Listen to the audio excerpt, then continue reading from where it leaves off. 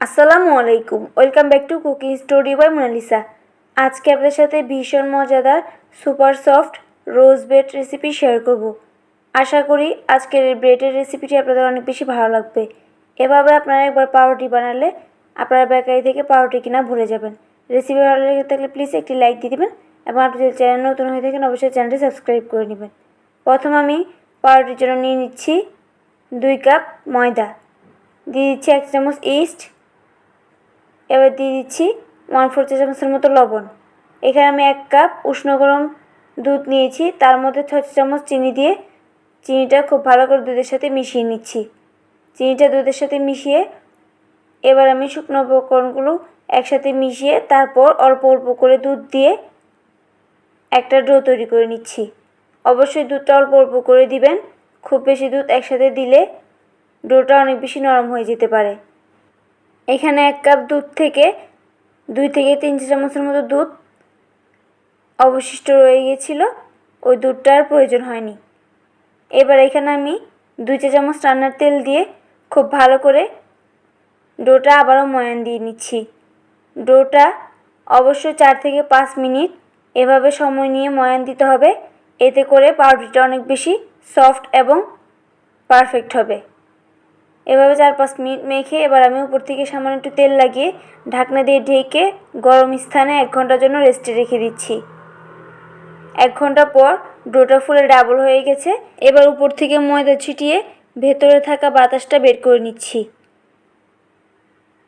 এবার আবারও 2-3 মিনিটের মতো ডোটা মেখে নিচ্ছি। ডোটা মেখে নেওয়ার পর এরকম লম্বাটে করে তারপর এখানে আমি চাকুর সাহায্যে 7টি ভাগে ভাগ করে নিচ্ছি। 7টি ভাগে ভাগ করে নেওয়ার পর আবারও সেই 1 ভাগ থেকে আমি 2টা করে লেচি কেটে নিচ্ছি। সেমভাবে সবগুলো তৈরি করে নিব।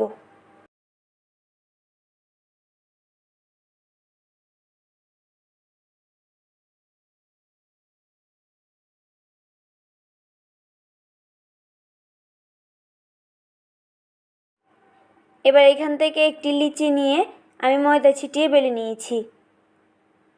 রুটিটা বেলে মাঝ বরাবর চাকুর সাহায্যে কেটে নিচ্ছি।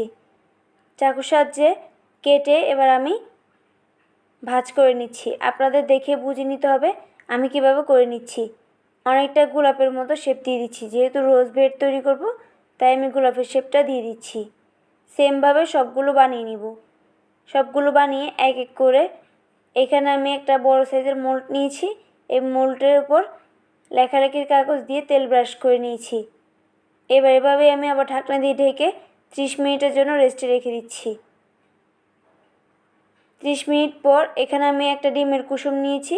ডিমের কুসুমটা খুব ভালো করে ফেটিয়ে ব্রাশের সাহায্যে ডিমের কুসুমটা খুব ভালোভাবে ব্রাশ করে দিচ্ছি।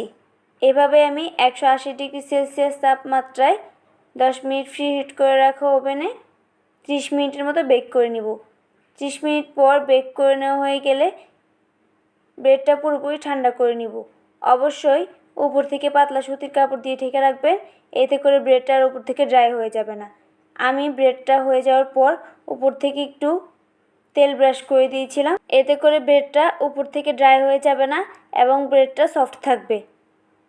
আপনারা দেখে নিশ্চয়ই বুঝতে পারছেন পাউরুটিটা কতটা বেশি নরম তুলতুলে হয়েছে।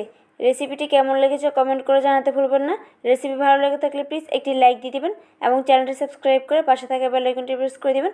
আর যারা ফেসবুক থেকে দেখছেন অবশ্যই পেজটি ফলো করে দিবেন। আজকে এখানেই বিদায় নিচ্ছি, দেখা হবে পরবর্তী কোনো রেসিপি নিয়ে। সে পর্যন্ত সবাই ভালো থাকবেন। আল্লাহ হাফেজ।